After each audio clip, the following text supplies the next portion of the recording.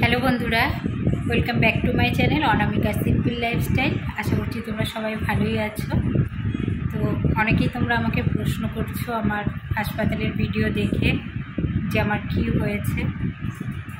তো ভিডিও বানানোর কোনো ইচ্ছে ছিল না আমার, তো তোমাদের সাথে যখন আমাদের ভালো মন্দ সুখ দুঃখ সব কিছু শেয়ার করি, তো আমাদের যে কষ্টের দিনগুলো গেছে সেটাও ভাবলাম তোমাদের সাথে শেয়ার করি।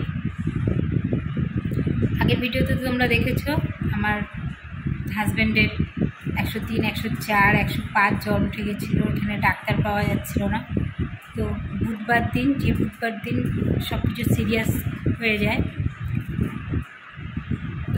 এই বুধবারের তার আগের বুধবার ওর 105 জ্বর উঠে গেছিলো। আর এখানে আমরা দেখাচ্ছিলাম, এখানে সেরকম কোনো ভালো ডাক্তার নেই, তাই বাঙ্গুর হাসপাতাল থেকে একজন ডক্টর এখানে একটা চেম্বারে বসছিল, সেই ডক্টরকে ওকে দেখাচ্ছিলাম। উনি ডেঙ্গু, ম্যালেরিয়া, টাইফয়েড সব কিছুই টেস্ট করতে দিয়েছিল, কিছুই ওর ধরা পড়েনি।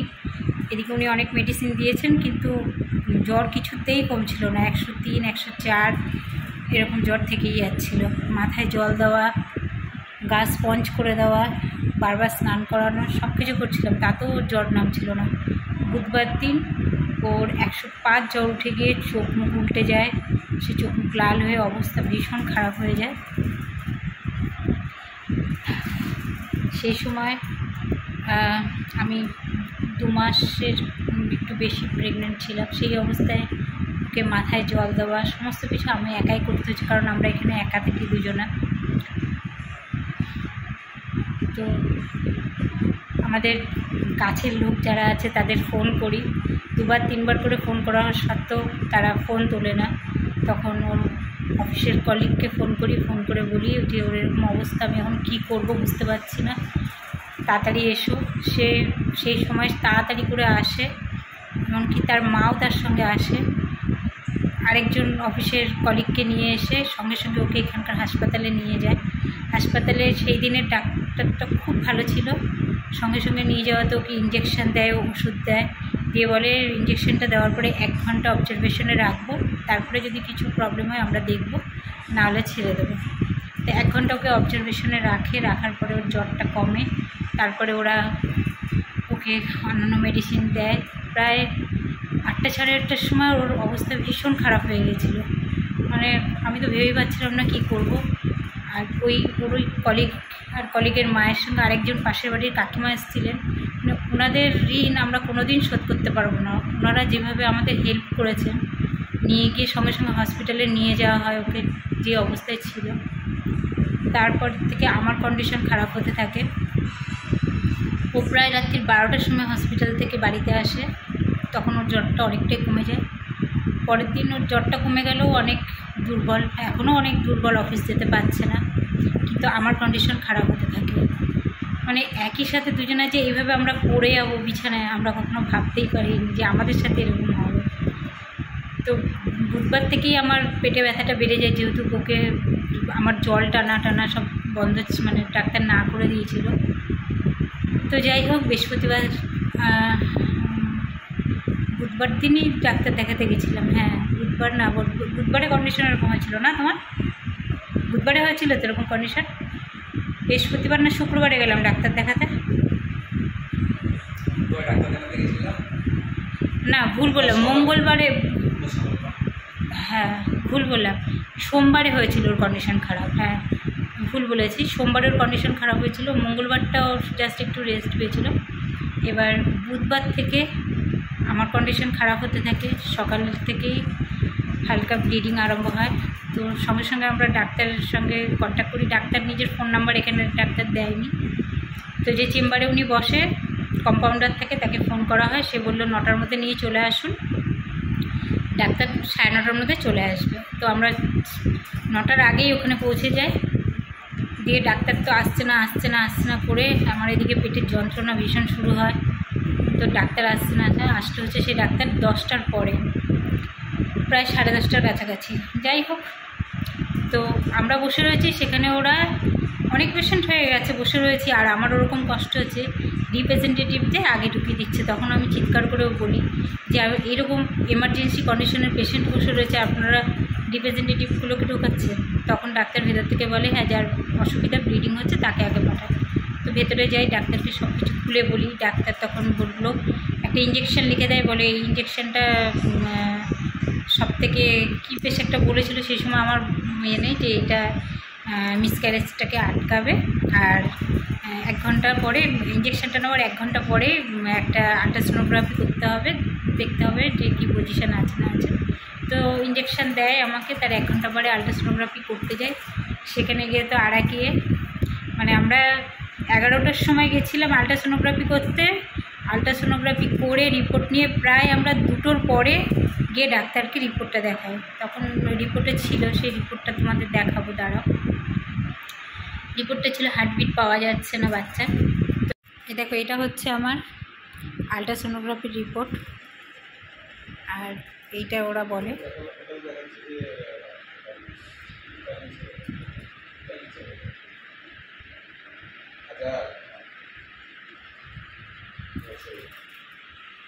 তো এই ছিল আমাদের রিপোর্ট। তারপরে রিপোর্টটা যখন ডক্টরকে দেখায়, ডক্টর বলল হ্যাঁ অনেক সময় 7 উইক 4 ডেজে বাচ্চার হার্টবিট আসে না, তো আমি আরও 7 ডেজ অপেক্ষা করব। 1% চান্স থাকলেও সেটাও আমরা চেষ্টা করি বাচ্চাটাকে বাঁচানোর। তো উনি একটা মেডিসিন আমায় দেন, বললো যে এই মেডিসিনটা 7 ডেজ খাবে, এর মধ্যে যদি প্রচণ্ড ব্লিডিং আরম্ভ হয়ে যায় তাহলে অ্যাবর্শন করতে হবে, আর যদি অল্প অল্প ব্লিডিং হয় তো তার জন্য কিছু করতে হবে না, তুমি মেডিসিনটা খেয়ে যাও, 7 দিন পরে আবার আল্ট্রাসোনোগ্রাফি করে দেখবো বাচ্চার হার্টবিট আসছে কি না, নাহলে তারপরে ডিসিশান নেব। তো তারপরে আমরা মেডিসিন নিয়ে বাড়ি চলে আসি। বাড়ি আস্তে আস্তে প্রায় আমাদের 4টে বেজে যায়। তারপরে এসে যাই হোক কিছু খাওয়া দাওয়া করি। এবার রাতের পর থেকে আমার প্রচণ্ড পেটে ব্যথা শুরু হয়, অল্প অল্প পেটে ব্যথা হচ্ছে, আবার কমে যাচ্ছে, এরকম করে করে প্রচণ্ড পেটে ব্যথা শুরু হয়। পরের দিন বৃহস্পতিবার থেকে আমার প্রচণ্ড মানে ব্লিডিংয়ের পরিমাণটা বেড়ে যায়। সকালবেলা প্রচণ্ড ব্লিডিং হয়, হওয়ার পরে সারাদিন একটু একটু একটু একটু ব্লিডিং হতে থাকে, দিয়ে পেটে ব্যথা তো হয়েই যাচ্ছে। তো আমার হাজব্যান্ডকে বললাম কী করবো, তা ও বললো যে ঠিক আছে, ডাক্তার যখন বলেছে 7 ডেজ অপেক্ষা করতে, তো করি, তারপরে দেখছি কী ডিসিশন নেওয়া যায়। তো এইভাবে পেটে ব্যথা প্রচণ্ড হচ্ছে, কমছে। শুক্রবার দিন সকালবেলায় আমার প্রচণ্ড মানে সহ্য করতে পারছি না, এরকম পেটে ব্যথা হচ্ছে। তো সহ্য করতে করতে করতে যখন দুপুরবেলা, তখন বাজে হচ্ছে 3টে 3:30, সেই সময় আমার পেটে ব্যথা এতটাই বেড়ে যায়, দিয়ে শরীরের মধ্যে কেমন একটা হচ্ছিল। বাথরুমে যাওয়ার সঙ্গে সঙ্গে আমার প্রচণ্ড ব্লিডিং শুরু হয়ে গেল। দিয়ে ওকে এসে বললাম এরকম ব্লিডিং হচ্ছে, কী করবো, মানে পেটে ব্যথা হচ্ছে আর ব্লিডিং হচ্ছে, সমস্ত কিছু বেরিয়ে যাচ্ছে। তো ওকে বললাম যে কী করবো এই কন্ডিশনে। ও তো তখন সঙ্গে সঙ্গে চেম্বারে আবার ফোন করলো, ফোন করে সেই কম্পাউন্ডার বললো যে না, ডাক্তারের ফোন নাম্বার দেওয়া যাবে না, ডাক্তার কাউকে ফোন নাম্বার দেয় না। তখন বলে এরকম পেশেন্টের কন্ডিশন আমরা কী করবো? তো বললো আপনারা হসপিটাল নিয়ে চলে যান, ইমার্জেন্সিতে গিয়ে দেখান।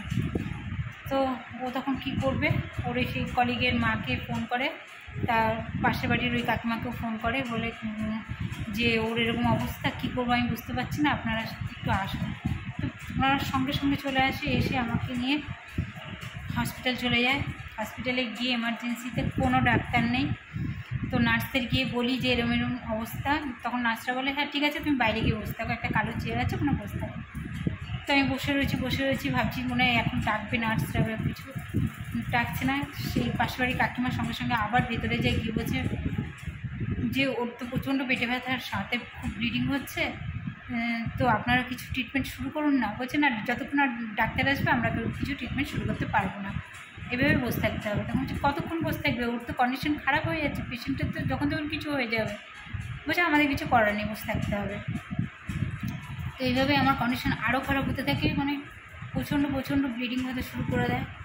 আমার হাজব্যান্ড বন্ধুবান্ধবদের ফোন করে, অন্যান্য ডাক্তারের খোঁজখবর নেয়, নার্সিংহোমের খোঁজখবর নেয়, তো এখানে কিচ্ছু নেই। আর এমার্জেন্সিতে একটা ডাক্তার পর্যন্ত নেই। এমন কন্ডিশন হয়ে গেছে, মানে ওরা বুঝতে পারছে না আমাকে নিয়ে কী করবে। দিয়ে আবার গিয়ে ভেতরে বলা হয়, বলছে যতক্ষণ না ডাক্তার আসবে আমরা কিছু করবো না, ওনাকে এইভাবেই থাকতে হবে।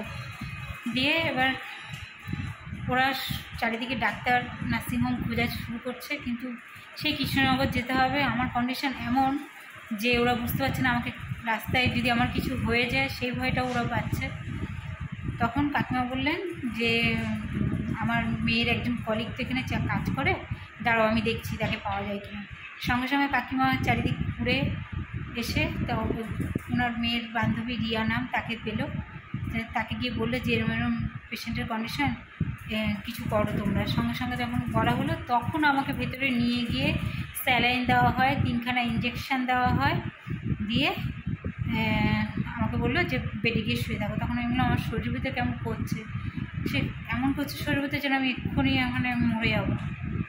দিয়ে বেডের মধ্যে যখন শুয়ে দিল, আমার এত ব্লিডিং হচ্ছে যে হাসপাতালে বেড পুরো ভিজে গেছে, আমার জামাকাপড় তো ভিজে গেছে। দিয়ে মানে হাসপাতালে এমন কন্ডিশান, মানে একটা আলাদা, আমার বমি পাচ্ছে, আমার অস্বস্তি হচ্ছে, আলাদা কোনো ফেসিলিটি নেই। বললো যখন গিয়ে বলা হলো যে এরকম বমি পাচ্ছে, শরীর খুব খারাপ লাগছে, তাহলে কী করবে বলে, ওখানে ডাস্টবিন রাখা আছে, ডাস্টবিনের মধ্যে বমি করুক। তো যাই হোক ওই ডাস্টবিনেই বমি করলাম। ওখানে বেসিন রাখা রয়েছে, বেসিনে একটা পাইপ পর্যন্ত নেই, জল পড়ে যাচ্ছে, নোংরা জল, চারিদিকে নোংরা। বাইরের লোক মানে লেডিস ওই রুমের মধ্যে ঢুকে পড়ছে, বাইরের ছেলেরা এসে লেডিস বাথরুমে গিয়ে বাথরুম করে যাচ্ছে, মানে বিভৎস অবস্থা, বিভৎস, মানে এইরকম আমি কোনো দিন দেখিনি। তার মধ্যে আমার এরকম কন্ডিশন। গিয়ে সবাই বলছে যে আপনারা একটা কিছু ট্রিটমেন্ট করুন, নাহলে তো মেয়েটা মারা যাবে। বলছে আমাদের ডাক্তার না আসলে আমরা কোনো কিছু করতে পারবো না, যতটুকু করার আমরা করে দিয়েছি, এরপরে ডাক্তার এসে করবে। তখন এরা সবাই মিলে ভাবতে থাকে যে কী করা যাবে, কী করা যাবে। তখন এখানে আরেকটা নার্সিংহোম আছে, যেখানে ডাক্তার বসে, ওনারা সেখানে খোঁজ নিতে যায়। আর যে কাকিমা ছিলেন সঙ্গে, আমার রীতি কাকিমা, ওনার মতন মানুষ হন, উনি আমাকে চেনেন না, জানেন না, মানে উনি যে কী উপকার করেছেন আমাদের আমি বলতে পারবো, মানে কোনোদিন ওনার ঋণ শোধ করতে পারবো না। উনি একা ভদ্রমহিলা, বয়স্ক ভদ্রমহিলা, উনি বেরিয়ে খোঁজ করতে থাকেন কোথায় ভালো ডাক্তার আছে, কোথায় নার্সিংহোম আছে, চারিদিকে খুঁজে বেড়ান, কিন্তু এখানে কোনো ফেসিলিটি নেই। তো যাই হোক এইভাবেই আমি বেডে পড়ে থাকি, চারিদিকে ওরা খোঁজখবর করছে, কিন্তু কোথাও কিছু খবর পাওয়া যাচ্ছে না। ডাক্তার প্রায় তারপরে 9টা সাড়ে 9টার সময় উনি আসলেন। এসে যেহেতু ওই ডাক্তারকে আমি বাইরের চেম্বারে দেখাতাম, আমার হাজব্যান্ড বললেন ডাক্তারকে দেখে যে ওকে নিয়ে এসেছি, ওর এরকম কন্ডিশন, কী করবো। তো ডাক্তার বলে ঠিক আছে নিয়ে এসো লেবার রুমে। তো লেবার রুমে নিয়ে যায়। লেবার রুমে তো মানে বিচ্ছিরি অবস্থা, কোনো প্রাইভেসি নেই, কিচ্ছু নেই, ওপেন সব কিছু। তো যাই হোক আমাকে নিয়ে যাওয়া হয়, নিয়ে গিয়ে আমাকে দেখে বললো যে হ্যাঁ হয়ে গেছে, এখন অপারেশন করতে হবে। তো অপারেশন আবার আমার স্যালাইনটা চেঞ্জ করে আরও 5খানা ইঞ্জেকশন দেওয়ার পরে আমার অপারেশন হয়। তো আমি তখন ডাক্তারকে বলি ডাক্তার আমাকে সেন্সলেস করে নিন। বলে এখানে এটা সরকারি হাসপাতাল, এখানে এক্সট্রা কোনো ফেসিলিটি পাওয়া যায় না, এক্সট্রা ফেসিলিটি পেতে হলে তোমাকে কৃষ্ণনগর যেতে হতো, এখানে কেন এসছো। তো সেই মুহূর্তে আমার আর কিছু বলার নেই, কোনো প্রাইভেসি নেই, সবাই বসে রয়েছে, মানে নার্সরা রয়েছে, একজন বাইরের মেল হয়তো ওয়ার্ড বয় হবে সেও বসে রয়েছে সেখানেই। যাই হোক ওইভাবেই আমার অপারেশন হয়। আর কি বলবো, মানে এইরকম পরিস্থিতি আমার কারোর জীবনে যেন না আসে, মানে কোনো শত্রুর জীবনে যেন না আসে। তো হয়ে যাওয়ার পরে আমাকে বেডে দিয়ে দেওয়া হয়, বেডে দিয়ে একটা মেডিসিন লিখে দেওয়া হয়, বলে খাবার 2 ঘন্টা পরে যেন মেডিসিনটা নিই। তো কাকিমারা যেহেতু ওনাদেরও পরিবার আছে, সংসার আছে, ওনারা চলে আসে। আর আমার হাজব্যান্ডের যেমন শরীর খারাপও থাকতে চেয়েছিল, আমি বললাম না তুমি বাড়ি চলে যাও, তুমি গিয়ে রেস্ট করো। তো যাই হোক ওই রাতটা ওখানে কোনো রকম কাটাই, মানে নরকে কাটানোর মতন কাটিয়েছি। সে আর কী বলবো, মশা, একটু হাওয়া নেই, ফ্যান চলছে না, টয়লেট মানে নোংরা, মানে সে কী বলবো, পাবলিক টয়লেটের থেকেও নোংরা, সে বলে বোঝানোর মতো না। যাই হোক রাতটা কোনো রকম কাটাই, সারা রাত তো ঘুমাই না।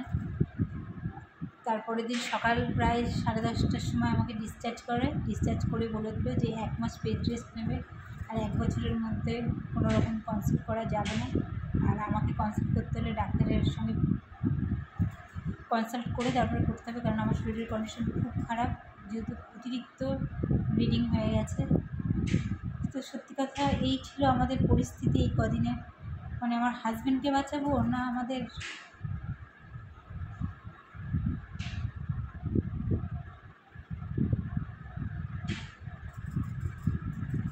বাচ্চাটাকে বাঁচাবো, বাচ্চাটাকেই বাঁচাতে পারলাম না।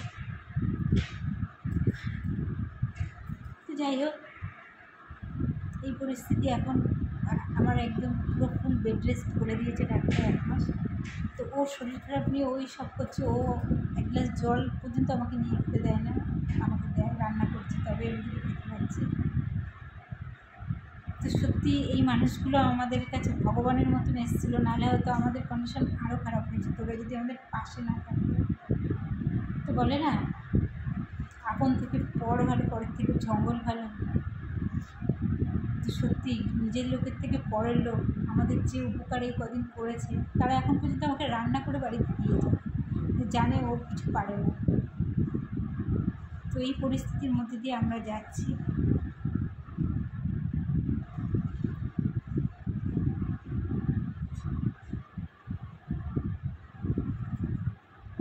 তো যাই হোক, এই ছিল আমাদের এই কদিনের জার্নি আর কি। আর ওর হয়তো এই কদিনই আমার কাছে থাকার ছিল, তাই ছিল। তো যাই হোক, তোমরা সবাই